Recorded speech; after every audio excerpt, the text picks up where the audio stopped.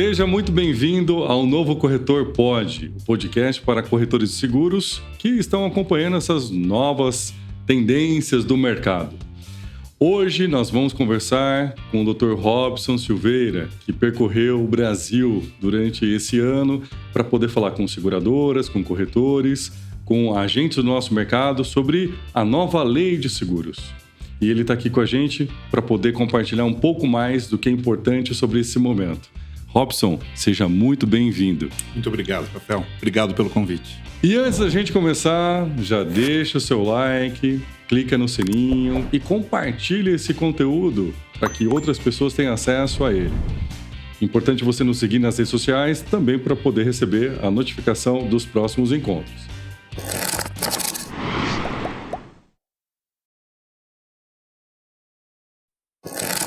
E se você pudesse contar com os serviços de uma agência de comunicação especializada em seguros, com experiência de mais de 20 anos no segmento? O projeto Novo Corretor é uma ação cooperada entre corretores de seguros. O objetivo é tornar acessível a elaboração de sites e gestão de conteúdo para redes sociais de forma profissional e especializada. Faça como mais de 200 corretores em todo o Brasil e fale conosco para descobrir como funcionam nossos planos.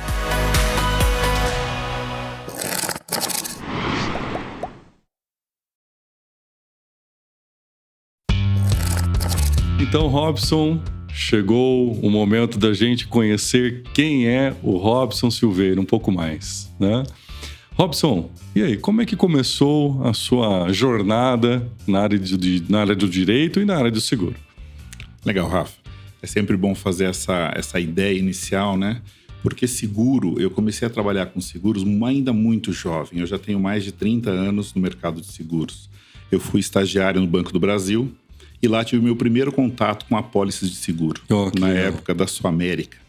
E aí fui trabalhar na Suamérica depois. Trabalhei na Bamerindos Seguros. Depois na Liberty, quando houve a aquisição da Companhia Paulista de Seguros. Passei por toda a transição Bamerindos-HSBC. E por fim, trabalhei na HDI Seguros, né, que hoje é Grupo HDI com Yellow, né? Uhum. Então foi uma experiência muito bacana, assim, do ponto de vista técnico, do ponto de vista de indenizações, onde eu pude conhecer, e do ponto de vista comercial também. Teve um momento que eu trabalhei na área comercial no HSBC. Mas uma área comercial de grandes negócios, de grandes contas, uma área comercial de análise de grandes riscos.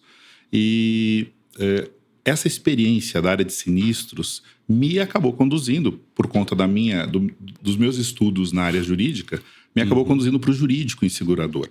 E isso foi uma experiência muito rica. Eu pude unir, e eu tenho essa grande felicidade de ter conseguido unir duas grandes paixões, que é o seguro e o direito.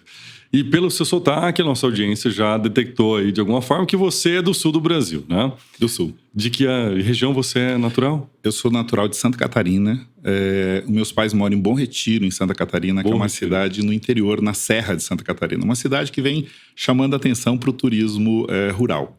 É uma região bonita que vem se desenvolvendo bastante. Quantos mil habitantes tem a cidade? Cerca de 10 mil habitantes. 10 mil habitantes. Que legal. E você saiu dessa cidade com quantos anos de idade? Faixa ali dos 17, 18 anos, aquela época que você sai para fazer vestibular, vai para a capital, né? E aí fui para Florianópolis e lá que eu comecei, então, na Suamérica Seguros. Comecei a trabalhar no departamento de sinistros, né? Eu não sabia nem o que era a palavra sinistro, né? Era setor de sinistro. Perguntei o que faz nesse departamento. Foi muito assim mesmo, né? Muito incipiente. E... Você já tinha começado a faculdade neste momento? Não. Não. Estava fazendo o pré-vestibular. Pré-vestibular? Nesse momento. Uau. E aí depois você começou a faculdade e continuou na sua Comecei a faculdade, acabei indo, sendo convidado para ir para o Bamerindos e acabei indo morar em Blumenau. Aonde fiz faculdade.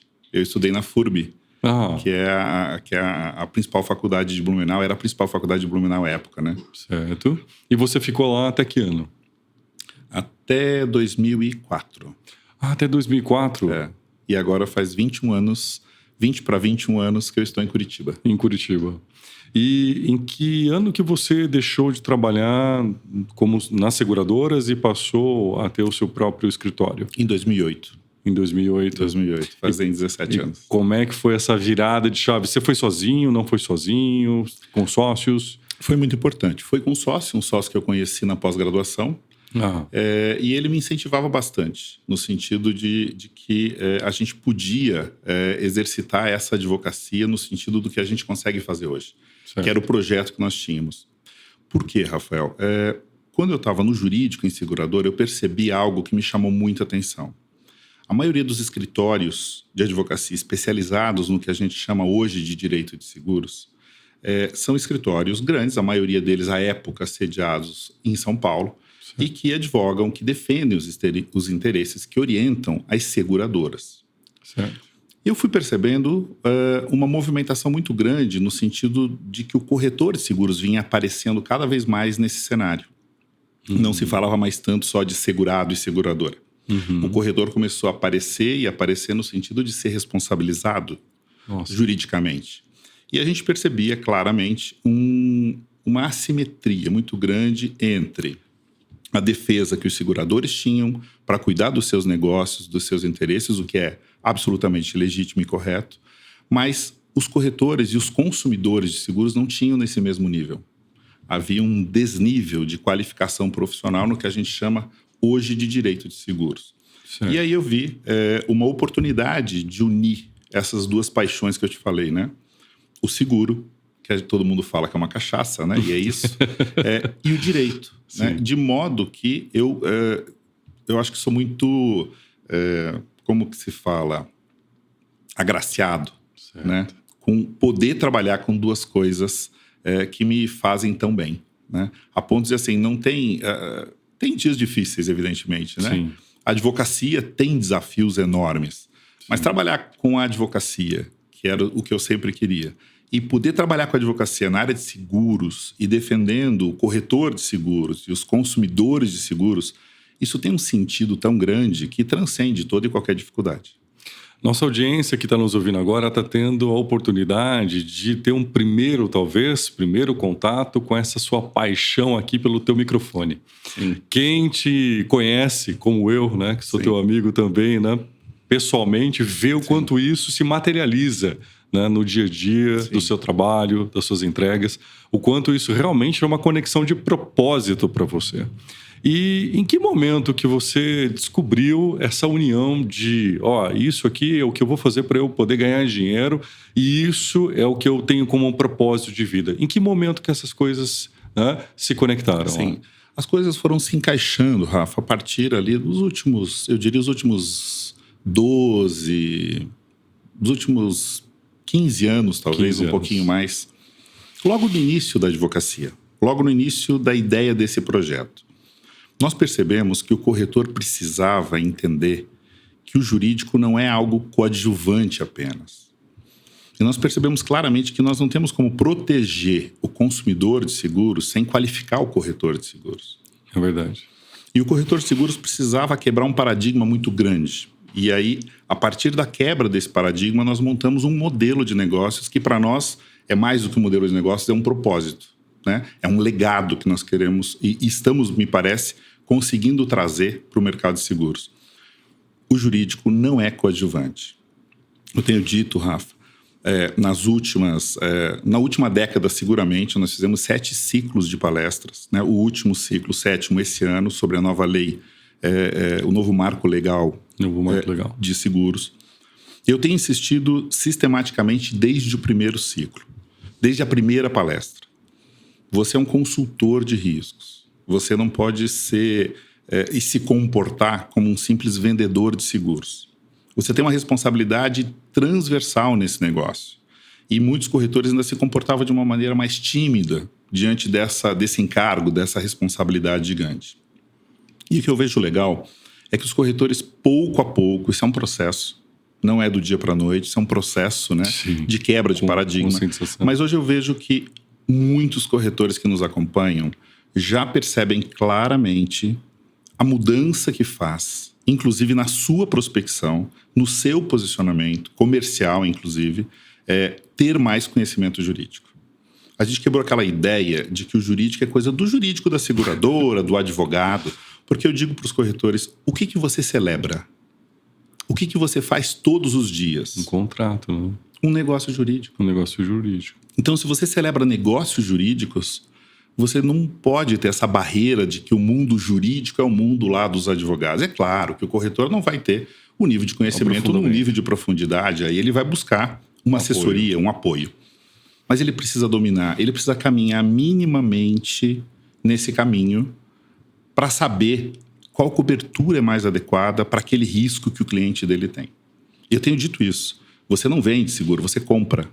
Você escolhe uma cobertura que é adequada e você sugere isso para o seu cliente. A maioria dos segurados, muitas vezes, eu percebo isso, nem sabem quem é a seguradora. Sim. A relação de fidúcia, a relação de confiança é algo tão importante que ele confia cegamente no corretor. Sim. E o corretor tem que honrar isso com conhecimento. Sim. É comum a gente ouvir ainda hoje, né, um segurado dizendo, né, a minha seguradora é o Joãozinho, né, da Joãozinho Exatamente. Corretora. Né? Exatamente. Ele não tem clareza, né, muito sobre os papéis de cada Exatamente. um na relação. E eu tive o prazer de acompanhar, né, algumas das suas palestras, né, também neste ano. E eu tive ali, eu lembro de uma fala sua, né, dizendo, olha, gente, hoje o corretor de seguros ele não está mais de forma subjetiva nessa relação, né, entre segurado, seguradora, né? Hoje ele está de uma forma objetiva, né? Ele está sendo apresentado com essa nova legislação, né? De uma forma que ele tem que honrar as suas responsabilidades, ele tem que cuidar, né? Para que ele cumpra o seu papel dentro deste processo. Sim. E isso passa também por uma grande mudança de paradigma, como você disse, uma grande atualização de conhecimentos. Talvez não todos, mas grande parte dos corretores talvez tenham tido contato, né, com a área do direito somente na sua formação. Sim. E isso, né, pode ter sido há muito tempo para alguns, não é mesmo? E essa nova legislação, ela reconfigura o tabuleiro, né, do nosso mercado, não é isso? Sim, reconfigura. E assim, Rafael, uma coisa que eu tenho também falado é que mais importante do que está escrito na lei, e a gente está indo para uma lei que tem 134 artigos, uma lei robusta, que, veja, o Código Civil tem pouco mais de 40 artigos. E por que da importância dessa lei, né? Por que da importância desse ciclo? Eu penso que existem alguns olhares mais negativos em relação à lei, existem alguns olhares mais neutros. Eu tenho trazido, porque de fato é o meu olhar, um olhar mais positivo sobre todo esse cenário legislativo novo, que vai trazer muitas dificuldades, está trazendo dificuldades para que os seguradores possam se adequar à nova lei e, consequentemente, como canal de distribuição desses produtos para que os corretores possam se adequar. Mas, seguramente, eu penso que é um dos momentos mais importantes das últimas décadas. Por quê? Porque nós vamos ter a oportunidade de fazer com que o seguro seja melhor visto pela sociedade. Eu tenho contado nos ciclos de palestras, estava indo para a palestra em Porto Alegre, tive um pequeno problema no trânsito, o Uber me disse o seguinte, a gente vai atrasar um pouquinho. Eu falei, olha, depende do quanto aí, né? Eu estou indo fazer uma palestra. Trabalha com o quê? Trabalho com seguro. E ele falou assim, seguro é complicado, né, doutor? E depois eu fiquei refletindo sobre essa frase tão simples. Tão simples, né? Mas tão profunda. Justamente no estado em que sofreu uma das maiores tragédias climáticas e talvez o maior sinistro da história do mercado segurador brasileiro, que desnudou uma coisa muito importante também. O quão pouco cobertura securitária nós temos. Perfeito. Poucos veículos, um percentual baixo de residências e baixíssimos de empresas tinham cobertura securitária para enfrentar esse desafio. E quando esse cidadão fala isso, me parece que ele reflete um pouco do sentimento da sociedade como um todo. E é um sentimento injusto. Por quê? Porque as seguradoras, o seguro, a instituição, prestam um serviço fundamental para a sociedade. Não tem como a nossa economia crescer sem que o mercado de seguros cresça e se desenvolva. Só que o mercado de seguros não vai crescer e se desenvolver a partir de um modelo jurídico, de uma estrutura jurídica como nós temos hoje. E aí muitas pessoas diziam, mas nós temos leis que chegam, temos jurisprudência, e esse é o problema. O Código Civil, quando ele nasce ultrapassado. Ele entra em vigor em 2003, deixando para trás um código de 1916, que regulava a nossa vida e o contrato de seguro, que nos interessa aqui, Sim. até 2003. É evidente que estava completamente ultrapassado. Sim. E quando ele já nasce antigo e defasado para muitas coisas, e com uma característica de subjetividades. Por exemplo, prescrição. Algo que tem que ser claro e objetivo. O Código Civil atual diz: prescreve 1 ano a ação do segurado contra o segurador a contar da ciência do fato gerador da pretensão. E eu te digo, o que é fato gerador da pretensão? A lei não diz, a lei usa essa expressão. Sim. Quem que disse isso? A jurisprudência. Jurisprudência. E a jurisprudência está até hoje Atrelada ao fato do gerador. definindo o que é isso e Sim. com dúvidas do que Com é dúvidas, isso. Muitos diziam, é da data do sinistro, sim. é da data do aviso do sinistro. Do conhecimento do segurado. Né? Não, é da data da carta negativa. Carta negativa. Né? Só que até que se chegue a essas conclusões jurisprudenciais, há muita insegurança jurídica. E isso reflete como uma imagem negativa que não precisaria ter. Bastaria a lei ser mais clara. Sim. E quando nós jogamos muito do que nós precisamos de definições, porque o Estado precisa dar uma resposta para o cidadão que busca o Estado.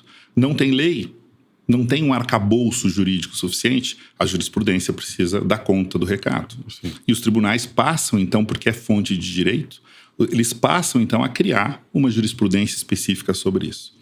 Nós temos algumas coisas já bem encaminhadas com jurisprudência, vários temas com jurisprudência mais sedimentada, muitos não. E dentro do mesmo tribunal, não é raro, dentro do mesmo Tribunal de Justiça, nós temos decisões contrárias sobre o mesmo tema. E muitas vezes nós dependemos do relator com quem vai cair o processo e ficamos atentos a isso, como se fosse uma loteria, para dizer assim, agora é melhor ou é pior. Ou pior. Eu estou falando, então, que nós dependemos de um sistema jurídico e de um sistema em que o mercado está inserido, que eu dependo de sorte para definir se eu tenho ou não uma cobertura securitária. E é evidente que esse cenário todo, quando eu olho do ponto de vista macro, causa a sociedade manifestada por aquele Uber dizendo seguro é complicado.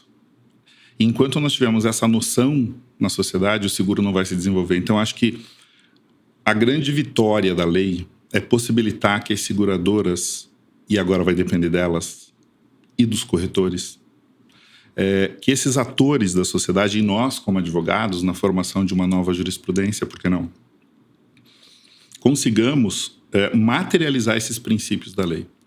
A lei tem 134 artigos, mas tem coisas na lei que vão além do que está escrito. É o que está implícito. Uhum. E o que está implícito no nosso sentido, no nosso sentir, é uma busca de equilíbrio entre dois princípios que vêm sendo discutidos ao longo das últimas décadas, que é o princípio da liberdade contratual e o princípio da função social dos contratos. A jurisprudência vem sofrendo muito no equilíbrio disso. E eu tenho um olhar de que a lei, em diversos momentos, busca equilibrar esses dois elementos. Por exemplo, já que eu falei de jurisprudência sobre prescrição, o que diz a lei? Prescreve 1 ano, mantém o prazo, a contar da ciência da negativa. Veja que é mais objetivo. Ciência da negativa é muito claro, do que fato gerador da pretensão. E por aí a gente tem vários exemplos do porquê que nós chegamos hoje nessa colcha de retalhos, nesse cenário confuso, né? Uhum. E que torna o direito de seguros algo complexo. Me parece que a lei traz uma estrutura para que os negócios sejam melhor formatados pelos seguradores de forma mais clara. E com isso ganhamos todos. Ganhamos como sociedade, ganhamos como seguradora. E me parece que eu li algumas análises que apostam num crescimento do mercado que pode dobrar de tamanho nos próximos 5 anos. E isso faz muito sentido para mim do ponto de vista da estrutura normativa. Uau! Esse primeiro bloco foi realmente intenso, não foi? E aí, enquanto você estava ouvindo o Dr. Robson falar, passou pela sua cabeça algum momento que você se envolveu em alguma questão jurídica aí na sua corretora? Se sim, conta pra gente aqui nos comentários.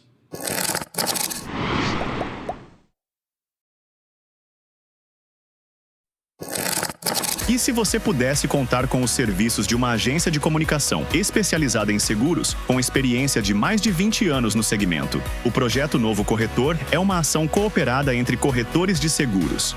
O objetivo é tornar acessível a elaboração de sites e gestão de conteúdo para redes sociais de forma profissional e especializada. Faça como mais de 200 corretores em todo o Brasil e fale conosco para descobrir como funcionam nossos planos.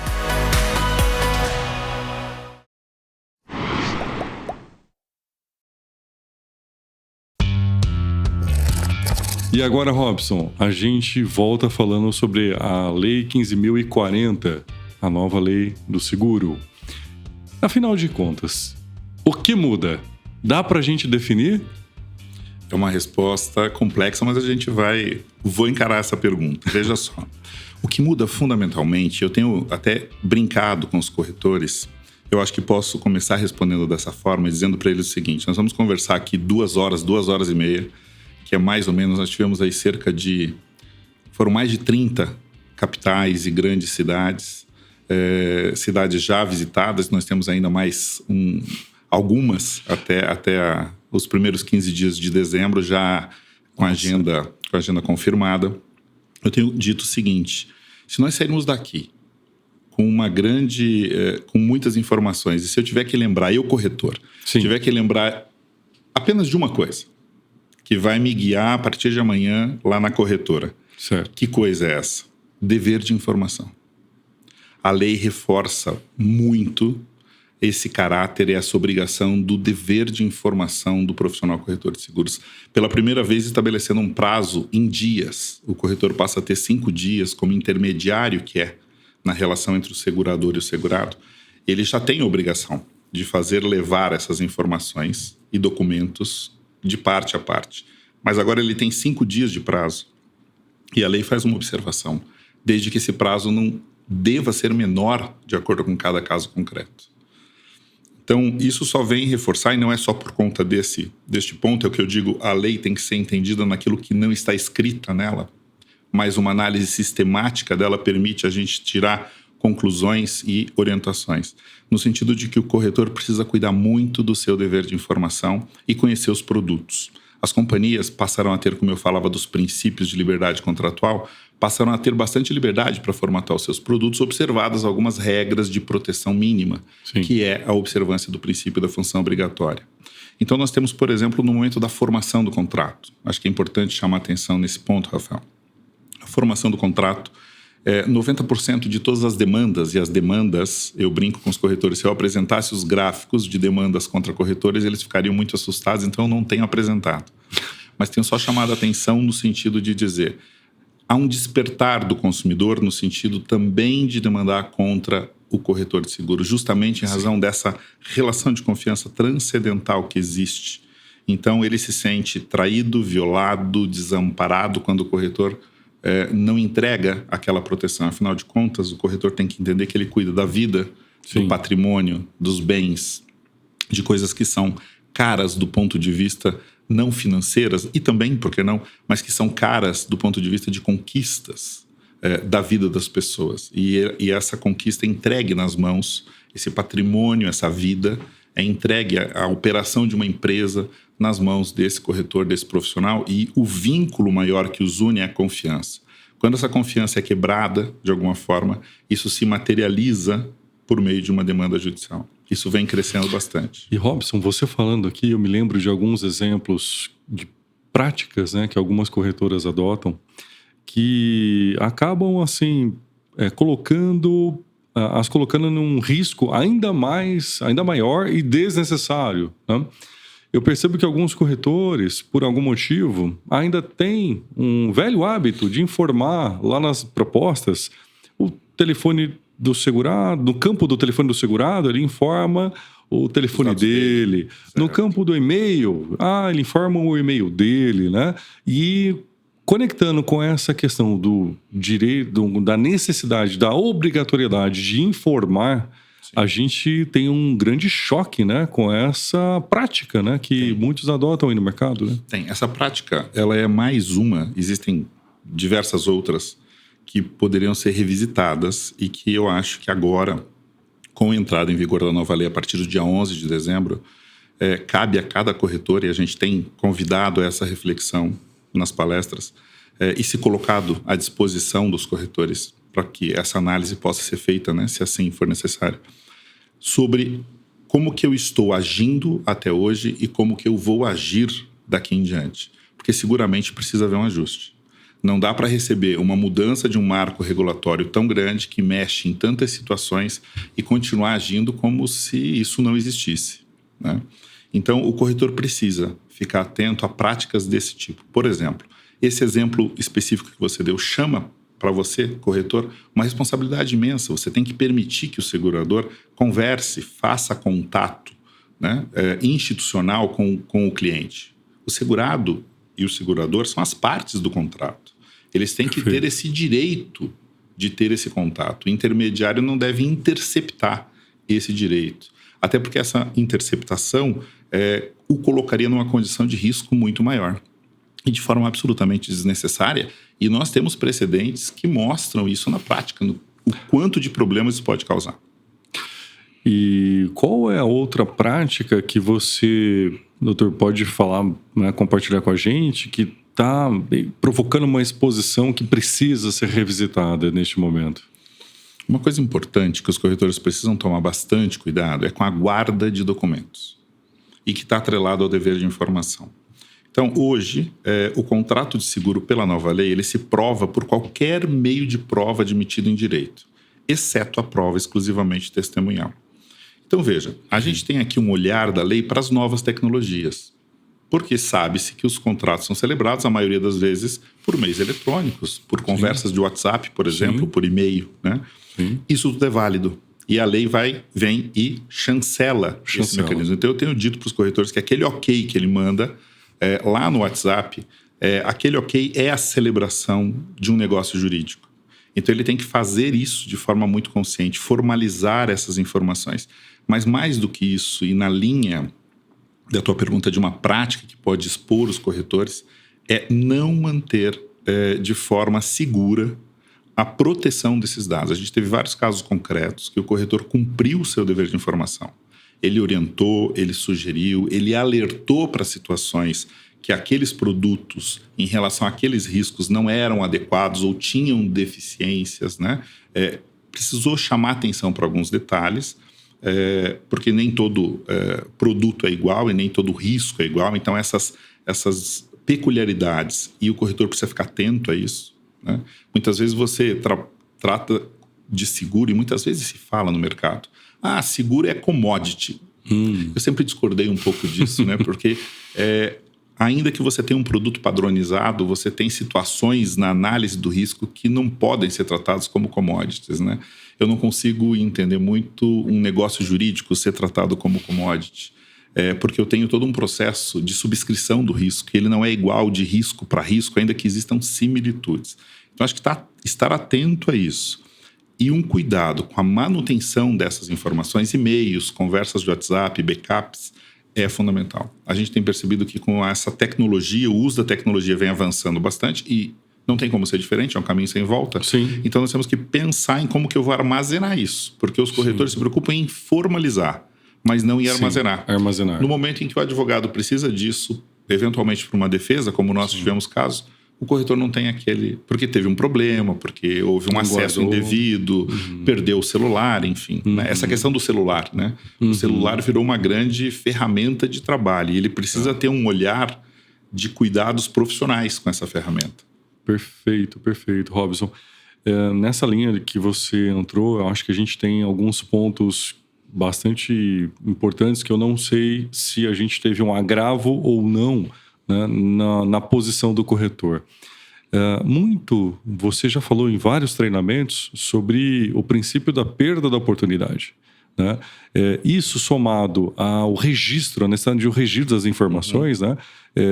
Tem mudado o grau da importância, né, da oferta, né, e do corretor dar as opções, né, de contratação e deixar isso registrado, que de alguma forma ele proporcionou mais de uma opção para a cobertura daquele risco, entendendo que lá no sinistro, né, a gente pode ter ou não, né? Entendi. E a sua pergunta é muito interessante, Rafael, porque a nova lei, ela vai só reforçar isso que a gente já vinha percebendo. O campo da responsabilidade civil e da responsabilidade civil profissional, ele vem aumentando. É uma área riquíssima da ciência jurídica e hoje nós temos os chamados novos direitos. E a perda de uma chance, quando você tira de alguém a oportunidade, como você mencionou, é uma delas. Então, por exemplo, eu vou fazer breves reflexões. Existem produtos que tratam da responsabilidade civil profissional dos advogados, por exemplo, que excluem a cobertura para a perda de uma chance. Nossa. Né? Então aí o corretor tem que ter, e por isso que o corretor tem que quebrar o paradigma, né, de que o jurídico é coadjuvante, porque como que ele vai vender um seguro de responsabilidade civil, que é um seguro que olha, que tem como objeto um fato jurídico, sem ter o mínimo de senso crítico, né? Então se ele vende um seguro, se bem que para o advogado, se o advogado for atento, ele vai ver essa excludente, vai chamar atenção, mas muitas vezes não vê, viu, Rafael? A relação de confiança transcende isso, né? E aí você tem que questionar, mas o que vai cobrir então? Porque a perda de uma chance é uma das coisas que mais se evidenciam na responsabilidade do advogado. Então, outra coisa, fala de perda de uma chance. Hoje já se discute perda de uma chance em relação à perda da chance de proteger o patrimônio. Sim. Então, o corretor ele pode vir a ser responsabilizado em uma análise sistemática de todas essas normas, né? E inclusive da nova lei, inclusive da jurisprudência e do que já se discutiu sobre ela, sobre ele retirar a chance do corretor se proteger, do consumidor, perdão, Sim. se proteger de forma adequada. Por quê? Porque em nome dessa relação de confiança, o cliente confiou o patrimônio a ele e ele poderia ter feito um seguro de forma mais adequada, que de fato protegesse o patrimônio e não o fez.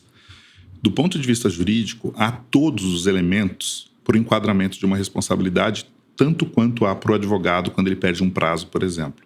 Então, são reflexões mais sérias que as seguradoras precisam fazer. Como que você exclui perda de uma chance num RC de advogados? Né? E como que o corretor contrata dessa forma? Sim. Então, precisa ter um olhar crítico sobre produtos. As seguradoras agora terão uma oportunidade ímpar de revisitar necessariamente seus produtos, né? E um dos momentos que mais eu tenho chamado a atenção dos corretores, já que falamos de responsabilidade do corretor, e é sempre uma preocupação no nosso trabalho, é o momento de formação dos negócios jurídicos. Ou seja, no momento da contratação do seguro. 90% de todas as ações contra corretores, o fato gerador, a causa de pedir das ações, ela está inserida nesse momento da vida da contratação, né? É o momento de formar o contrato, no momento que o contrato está sendo executado, que ele está vigente, Sim. ou no momento da regulação de sinistro, e daí na regulação de sinistro a lei traz mudanças significativas. Não sei se eu posso comentar sobre elas.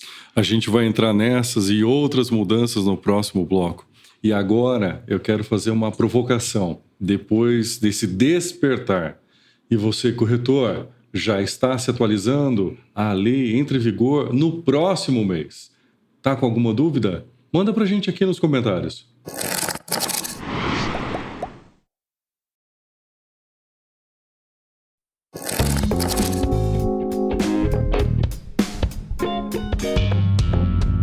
Robson, agora a gente vai pro momento do nosso cafezinho. E eu quero ouvir de você algo diferente que aconteceu nos bastidores aí, né, do ambiente jurídico, que você possa, alguma curiosidade, algo que você viveu que é diferente, né, para que a gente possa ficar antenado, para que a gente possa aprender um pouco mais. Vamos lá. Legal, Rafa. Bastidores, olha, eu vou te contar uma situação que fica muito ligada a isso que a gente está falando, do momento de formação do contrato. Porque quando a gente fala momento de formação do contrato, parece algo assim, né? Longe do meu dia a dia do corretor. Não, é o que o corretor faz todo dia. Todo dia. Né? Exatamente no processo de contratação, ele está formando um negócio jurídico. Só que a gente, muitas vezes, e ele principalmente, principalmente há algum tempo atrás, não enxergava dessa forma. Eu tenho buscado fazer com que enxergue, né, que esses atos, né, toda essa atuação forma um negócio jurídico. Vamos dar um outro nome para isso aí, para nossa audiência? É o momento que transmite a proposta? Isso. A hora que contrata o seguro. Fechei. Transmite em 4 vezes sem juros. E o bastidor é o seguinte, um bastidor que eu acho que dá pra gente utilizar como exemplo no momento do café, que é um momento descontraído, mas para chamar atenção para algo que é muito grave. Porque é nos detalhes, é nas sutilezas que moram os problemas. Sim. Eu atuo num caso que me chamou muita atenção pela simplicidade dele, pela, ao mesmo tempo, complexidade em termos de extensão. Como algo tão simples e que, olha, está até conectado com o que você falou antes. Porque as coisas estão todas conectadas mesmo, né? Não é por acaso. Houve uma transmissão de uma proposta de um seguro empresarial e o corretor ele não estava muito habituado a trabalhar com grandes riscos. Certo. Isso não deixa de ser um assunto para um outro cafezinho. Sim, claro. No sentido de que você tem que ter familiaridade com aquele tipo de negócio. Seguro não é tudo igual. Não. Seguro de danos, seguro de pessoas. Dentro do seguro de danos a gente tem uma infinidade de situações, de particularidades, como, por exemplo, quem trabalha com transportes. Né? Então, há vários cenários que precisam ser entendidos de forma mais detida pelos corretores que atuam com segmentos específicos. Esse era um caso de um empresarial. O corretor não tinha muita familiaridade com isso. Ele transmite a proposta de seguro, a seguradora recusa essa proposta. Quando recusa a proposta, o faz no e-mail. E aí é até uma das questões que você falou. Né? Recusa no e-mail da corretora. Então, e o corretor ele mesmo recebeu essa recusa. E aí, uma outra prática que eu tenho sempre desestimulado e orientado no sentido contrário, então o primeiro erro é esse, né? Então, é como uma tragédia, né? As tragédias aeronáuticas normalmente não é um erro, uma sucessão de problemas, né? Uhum. Nessa sucessão de problemas, o segundo erro não levou ao conhecimento do cliente. Não levou. Cliente, você tem um problema. Eu estou aqui para te ajudar a resolver o problema. Nós vamos buscar uma outra seguradora, ou vamos discutir com a mesma seguradora, se fosse o caso. Mas avisa o cliente. Dever de informação. Dever de transparência, de clareza. Né? E a informação tem que ter o timing certo. Tanto que a própria lei traz um timing agora de 5 dias, quando não for necessário um prazo menor. E o erro foi o timing. Ele ficou discutindo com a seguradora as questões de aceitação. Passou o prazo de 2 dias úteis de cobertura, né? Hoje regulamentado pela SUSEP, após a entrega da recusa. E ele não comunicou essa recusa para o cliente. E houve um grande incêndio que destruiu toda a empresa. É um seguro empresarial, como eu mencionei. Nossa. Então, hoje, nós estamos falando de uma ação que passa com correção monetária de 25 milhões de reais. Meu Deus. Né? Então, é algo muito preocupante. Mas aonde que está o grande erro? Perceba que não houve um grande erro. Houve um erro simples, um detalhe, 2 detalhes, né? Primeiro, não informar o e-mail, senão a seguradora conseguiria ter chego essa recusa diretamente da seguradora ao segurado. Essa relação teria acontecido, não aconteceu porque foi interceptado pelo e-mail do corretor que não o fez chegar. Né? Então, ele falhou no seu dever de informação. Então, basicamente, a gente está falando de algo que é relativamente simples, que pode acontecer com todo corretor, mas que não conta com a infelicidade, vamos dizer assim, de acontecer um evento dessa grandeza, né? E aí como que fica? Né? Como que é um seguro de responsabilidade para a nossa realidade de seguros de RC profissional dos corretores hoje? Como que você coloca um RC profissional de 25 milhões, que cubra um risco de 25 milhões? Essa é uma grande questão para a nossa audiência nos ajudar. E aí, você tem passado por alguma questão como essa, ou então uma história curiosa aí nos bastidores da sua corretora? Comenta aqui com a gente.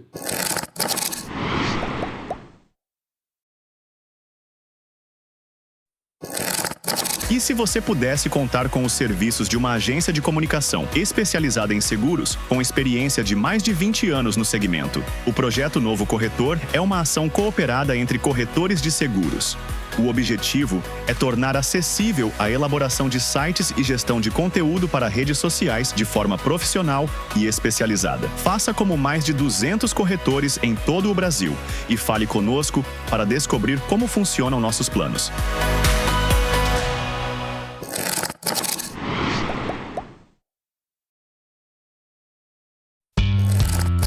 E Robson, falando um pouquinho mais daquilo que a gente estava falando agora sobre o corretor armazenar as informações que ele precisa, que fazem parte do trabalho dele, eu fiquei aqui pensando sobre as camadas que isso permeia, né? Ter um antivírus adequado, talvez um sistema redundante de armazenamento de informações, talvez um procedimento para que isso seja feito a cada, né, determinado período de tempo. O que mais ele precisa ficar atento em relação a isso para que ele tenha essa tranquilidade, né, em atender em mais esse aspecto a nova legislação? Rafael, acho fundamental essa pergunta. Por quê? Nos últimos anos, a gente tem percebido alguns corretores que têm dificuldade em nos fornecer elementos de prova para defender os seus interesses, para se defender em uma demanda judicial. É muito importante perceber que o corretor, ele mesmo pode ser um elemento de prova, por exemplo, em uma relação em uma demanda entre um segurado e uma seguradora, por exemplo, onde ele pode ser chamado por uma das partes para que explique como que uma negociação foi feita, como que não foi feita, esse tipo de coisa. Quando eu tenho uma demanda contra o corretor, é diferente. O corretor, ele não pode, a palavra dele ser usada, o testemunho dele, a versão dele, como prova. E aí a gente vai, evidentemente, para a prova, para a necessidade de uma prova material. E a prova material, ela precisa ser, porque na contratação são gerados mensagens de WhatsApp, como falamos, Sim. e-mails, outras formas de documentos, e precisa haver um cuidado com o armazenamento. Isso eu tenho chamado a atenção já nos últimos anos, e nesse ciclo também tenho chamado a atenção para essa necessidade.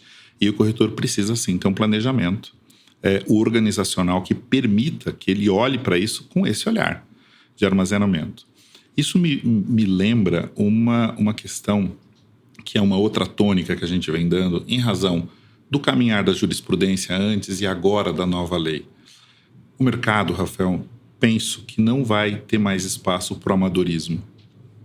Os corretores não podem mais ser amadores na elaboração dos seus produtos. Os corretores não podem mais ser amadores no conhecimento dos produtos, porque ele escolhe o produto para cobrir determinados riscos. Então, isso é coisa séria, né? Então, sabe aquela frase, está na hora de separar os meninos dos homens, né? As crianças dos adultos? Eu acho que o mercado está caminhando, e eu falo isso com imenso respeito que tem aos corretores de seguros. Perfeito, né? Perfeito. No sentido de que precisa haver uma profissionalização, um olhar de profissionalização. E a guarda de documentos, o armazenamento de mensagens, aqueles que formam o negócio, passam por aí, né? Acho que isso vai depender muito de cada empresa, do tamanho de cada empresa, da tecnologia disponível no mercado, e hoje tem muita tecnologia para isso, de sistemas de armazenamento em nuvem, softwares, antivírus, tudo isso que você mencionou. Sim. Mas o fato é que precisa haver uma ação nesse sentido. Sim. Né? Eu acho que, do ponto de vista jurídico, me cabe aqui dizer: ei, precisa fazer. Sim. Né? Precisa fazer porque parece que os problemas só acontecem com os outros. E não acontecem só com os outros. Não. Né? As estatísticas, os números vêm nos mostrando isso. Então precisa ter um cuidado muito grande. E veja que, de novo, a gente está falando do quê? Quando a gente está falando de cuidado com documentos, com dever de informação. Dever de informação. Porque ele precisa, nesse momento, além de informar, provar que o fez. Robson, isso me remete a uma reflexão sobre algumas práticas que a gente observa hoje no mercado. Muitas vezes, o direcionamento de uma determinada proposta de seguro, ela é influenciada por campanhas de seguradoras, né? O que é absolutamente comum no nosso mercado. Enfim, por decisões que não são estritamente técnicas, né? Às vezes também comerciais.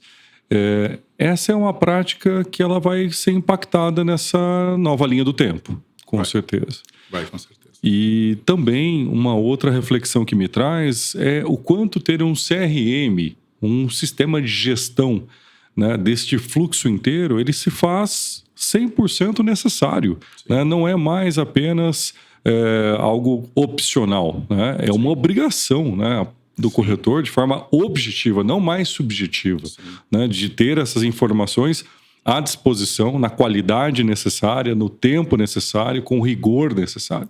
E aí uma corretora que se propõe a cumprir, né, essa nova legislação, ela vai precisar de alguma forma implantar isso na sua própria corretora de uma forma mais intensa, de uma forma mais profunda, de uma forma mais técnica. Sim. Existem corretoras hoje que estão já nessa caminhada, grupos, né, que estão nessa caminhada, que conseguem fazer essa gestão, né? Eu tenho certeza que você tem alguns exemplos aí que trazem essa nova realidade já hoje, né? Tem. Por exemplo, quando a gente fala de CRM, né, controle, vamos pensar uma das funções, renovação de contrato de seguro. Se discutiu durante muito tempo, e como eu disse, a jurisprudência teve um papel, e tem até hoje, né, um papel fundamental nessa construção como fonte do direito de seguros, e ela vem nos dizer o quê? Que é responsabilidade, sim, do corretor de fazer a renovação, de avisar o cliente. Porque você poderia pensar assim, mas o segurado sabe a data do vencimento do seu seguro. Ele não procurou o corretor porque ele não quis. É uma linha de raciocínio possível. Sim. Como que a jurisprudência escolheu majoritariamente caminhar? Pela relação de confiança, que é transcendental, né? Que é transversal. Perdão. Isso quer dizer, na prática, o corretor deveria ter avisado. Deveria ter avisado. Exatamente como, se eu não pago um título que vence hoje, uma dívida líquida e certa, como cidadão, amanhã eu estou em mora. Estou sujeito aos efeitos dessa mora. Em contratos de seguro, não quis assim o STJ. Essa matéria é simulada, a seguradora tem que notificar o segurado de que ele não pagou o prêmio, que é a obrigação dele, para que então ele possa estar em mora. Então tudo isso tem muito permeado a função social do contrato de seguro. E isso coloca sempre o segurado no centro. A jurisprudência fez muitas vezes isso. E muitas vezes se questionou se não há um excesso de proteção, se o CDC, se tudo não virou. Muitas vezes se discutia que as discussões, que os debates técnicos estavam empobrecidos porque você resume tudo à aplicação do CDC. E aí você deixa o seguro de lado e você diz o segurado, relação de consumo, então ele é a parte vulnerável. De fato, isso pode acontecer. Sim. O que as seguradoras precisam perceber agora, no meu modo de entender, assim como os corretores, né? Já falamos que não tem mais espaço para amadorismo em nenhum âmbito, em nenhum ator do mercado, é que o segurado foi trazido pela lei para o centro. A transparência, o dever de informação, a interpretação mais favorável ao consumidor foi trazida como norma, não apenas como regra de interpretação e de jurisprudência. Eu tenho um caso de bastidores, já passou o cafezinho, mas deixa eu falar de um outro bastidor. O outro café foi amargo, né, para os corretores, né? Foi indigesto. Um outro bastidor que me chama muita atenção, porque a gente tem várias apólices assim. Ele me chama muita atenção porque ele vem justamente de um sinistro lá da região climática, do sinistro das enchentes do Rio Grande do Sul. Então, pense que uma apólice que cobre equipamentos, a apólice fala, os equipamentos estão cobertos quando é um desde que, estiverem quando nos locais de operação ou de guarda. Normal. É o local de risco. Local de risco. Né? É o local de risco. Onde que é o local de risco de uma empresa, né, que fabrica, né? É uma indústria. Uma indústria. É uma fábrica. É uma fábrica, né? Entre os riscos cobertos estão... Há uma listinha de riscos cobertos na cobertura básica. Está lá contido alagamento, inundação. Cláusula de exclusão. Feito o aviso de sinistro, vem a negativa. A cláusula de exclusão não cobre alagamento e inundação se os equipamentos estiverem permanentemente instalados no local de guarda e de operação. Mas eles estariam aonde? Não é? Então, nós temos um paradoxo muito grande em algumas cláusulas. Há uma contradição que é insuperável. O que me foi explicado é que alagamento e inundação não deveria estar coberto na cobertura básica. E é compreensível isso. A gente está falando de riscos que têm maior frequência, riscos que têm maior agressividade, maior severidade. Né? Alagamento e inundação, seguramente a gente está falando de severidade. Sim. Então, dizer que e entender que o mercado trabalha com riscos de alagamento e inundação e agora a gente está vivendo uma nova era de riscos climáticos no país. Então, me parece que as seguradoras precisam ter um olhar cuidadoso com isso. Sim. Alagamento e inundação é um risco que requer contratação de cobertura adicional, tá tudo certo. Porque tem que pagar prêmio adicional, tudo certo, faz parte do jogo. mas que então por isso que não cobre, por isso que tem a cláusula de exclusão. Não. Se alagamento e inundação não tem cobertura na básica, bastava não escrevê-la na básica. Sim. Mas escreve na básica. Sim. E depois retira por meio de uma cláusula de exclusão que é confusa. Esvaziou. Esvaziou. O que precisa ser compreendido é que os segurados, os corretores, eles não contratam o que está lá na cabeça do produto. Sim. Enquanto concepção. E está tudo certo a concepção ser dessa forma. Quando os corretores celebram negócios, e aí é a atenção que tem que ter com a nova lei. Aí o profissionalismo, aí o não amadorismo a que eu me refiro. Ler e entender o contrato e ver se encaixa. E ver se aquela exclusão me atinge ou não me atinge. Isso é fundamental. Perfeito. Eu estou aqui refletindo no final deste bloco e cheguei à seguinte conclusão. Tecnologia não é mais uma opção para o corretor, é um dever do corretor. Então, me acompanhe nessa reflexão. O que você achou? Digite aqui nos comentários.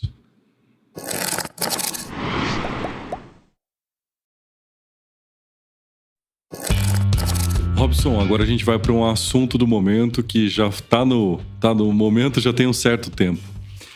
Essas mudanças, elas certamente têm desdobramentos no Open Insurance, onde nós já sabemos que, especialmente as companhias seguradoras, já gastaram muito dinheiro para poder ter uma adequação. Como você vê essa relação entre o novo marco legal e o Open Insurance? Eu vejo como um grande desafio. Eu acho que unir esses dois temas é um grande desafio à medida que, quando nós partimos da ideia de um compartilhamento, que essa é a ideia do Open, eu preciso ter um mercado mais e melhor preparado em termos de padronização. Hoje, a gente não enxerga isso, né? Hoje nós temos ainda, seja por falha regulatória, seja porque nós temos uma estrutura normativa deficitária, como refletimos, né, ainda há pouco, ou por uma questão comportamental mesmo, o fato é que nós não temos ainda as bases necessárias para um mercado aberto, para um mercado de compartilhamento que possa realmente ter resultados efetivos e que façam valer todos esses investimentos. Dizendo de uma forma mais simples, me parece que falta fazer o feijão com arroz primeiro bem feito, né? Para que a gente possa pensar em compartilhar esse buffet. Certo. E por que eu te digo isso? Nós estamos a poucos dias da entrada em vigor da nova lei. Certo. Dia 11 de dezembro. E uma das coisas que os corretores mais me questionam nos ciclos de palestras é: e o que vai mudar? E como que vai ser isso, doutor? E tal situação, como que vai ficar?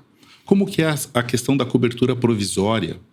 Vai ter cobertura provisória, não vai? E se a companhia fizer assim, e se a companhia fizer diferente? E nós temos uma verdadeira caixa preta. Eu tenho brincado com essa expressão. Por quê? Porque nós só vamos abri-la no dia 11. Talvez nesse prazo da vacatio legis, que é o prazo de 1 ano entre a publicação e a entrada em vigor da lei, devesse ter ocorrido mais treinamento sobre novos produtos. Mas me parece que não houve tempo hábil para isso, até porque é bastante lição de casa que os seguradores têm que fazer de fato. Não é pouca coisa. E me parece que esse tanto de coisas que precisam ser feitas não permitiu antecipar essa agenda. De modo que, a realidade é essa, os corretores vão abrir a caixa preta no dia 11 e vão ter que conhecer esses produtos, olhando para quem? Quem que é a rainha, que eu tenho dito, a proposta.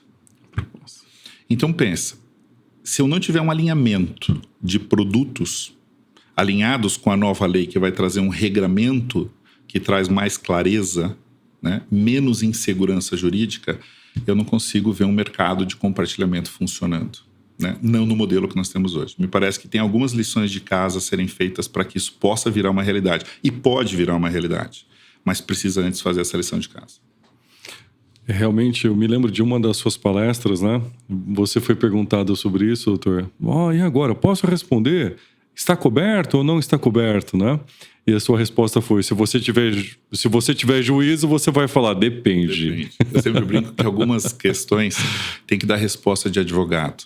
Né? E posso te dar um exemplo muito simples com isso? Sim, por favor. E eu sempre falo assim, olha como é complicado. No seguro mais parametrizado, talvez, que nós tenhamos, que é um grande volume, que é o seguro de automóvel, Se eu faço uma pergunta básica para você agora, Rafael, você é meu corretor, tá? Nesse exemplo. Rafael, posso sair com o meu carro agora da concessionária? São X horas. E eu digo, o que você me responde? Depende. Depende, né? Resposta de advogado e resposta cuidadosa. Por quê? Porque se você for responder do ponto de vista administrativo, que é o que importa, para mim é segurança imediata como consumidor, você vai dizer, depende do produto que eu estou comprando. Na companhia A, na companhia B, eu tenho que fazer vistoria prévia, pagar prêmio, instalar o rastreador, aguardar 0 hora daquele dia. E essas são as informações, porque é assim que o mercado funciona. Se eu olho para o aspecto jurídico, e eu não posso esquecer que seguro é um negócio jurídico, o que o aspecto jurídico me diz? Que o contrato de seguro não tem mais natureza formal, que ele tem natureza consensual e que ele se forma e se aperfeiçoa com a transmissão da proposta para a seguradora. Portanto, atos como pagamento de prêmio, instalação de rastreador, inspeção prévia do veículo, não são mais atos de aperfeiçoamento do contrato, são atos de execução daquele contrato que já se aperfeiçoou. Mas quando eu te pergunto, como consumidor, Rafael, posso tirar meu carro da concessionária? Você não vai me responder, pode. Se a seguradora negar, a gente entra na justiça e provavelmente você vai ser indenizado. Não tem sentido, eu não quero, como consumidor, escutar isso. Sim. Então, eu brinco que com a pergunta mais elementar, no seguro mais básico que nós temos, o corretor não tem segurança jurídica para dar uma resposta clara. Ele precisa responder, depende. Depende. Percebe por quê que a lei é importante? Sim. Porque nós temos que tirar esse depende. Sim. Nós temos que ter clareza. O corretor tem que saber lá na ponta o que ele informa. E essa informação do corretor, ela tem que ser a mesma informação jurídica. Eu não posso dar para um negócio jurídico uma informação, depende, da companhia A é de um jeito, da companhia B é de outro jeito, porque senão eu fico com mundos isolados, e esses mundos não são isolados. Sim. É tudo um mundo só. Muito bom. E você, corretor, já teve que dar essa resposta em algum momento para algum segurado? Como é que foi a sua resposta? Comenta aqui nos nossos comentários. Robson, eu quero agradecer de coração por você ter vindo aqui e dado essa aula mais uma vez. É sempre um prazer enorme te ouvir. É com tanta clareza, com tanto cuidado, com tanto esmero, né, que você conduz, né, as suas apresentações, suas palavras. E com certeza você é um ícone no nosso mercado que faz um diferencial enorme na vida dos corretores e também dos seguradores que te acompanham. Muito obrigado, Rafa.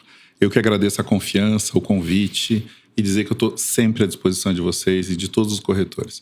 O nosso escritório, o nosso propósito, a nossa missão é fortalecer os corretores para proteger os segurados. Obrigado.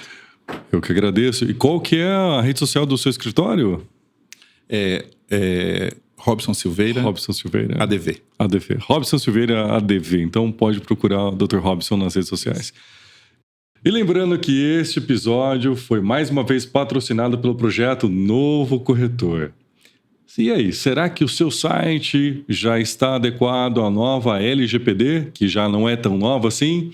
Será que ele está devidamente atualizado? Suas redes sociais estão em ordem? Convergem com a sua missão de proteger? Procure o projeto Novo Corretor para saber como deixar tudo isso em dia e ainda mais. E se você pudesse contar com os serviços de uma agência de comunicação especializada em seguros, com experiência de mais de 20 anos no segmento? O projeto Novo Corretor é uma ação cooperada entre corretores de seguros.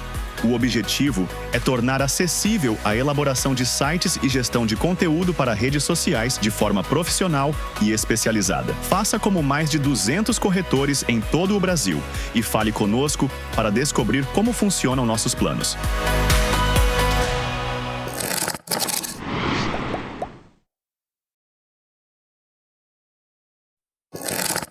E você já sabe, se você gostou do episódio, clica ali no sininho para você poder receber as próximas notificações. Clica lá no like, se você gostou. E comente. Traga os seus comentários para que a gente traga aqui novas ideias para os novos capítulos, para os próximos capítulos. E lembre-se, compartilhe para que mais pessoas tenham acesso a esse conteúdo. Meu nome é Rafael Brentegani e eu encontro você no próximo episódio.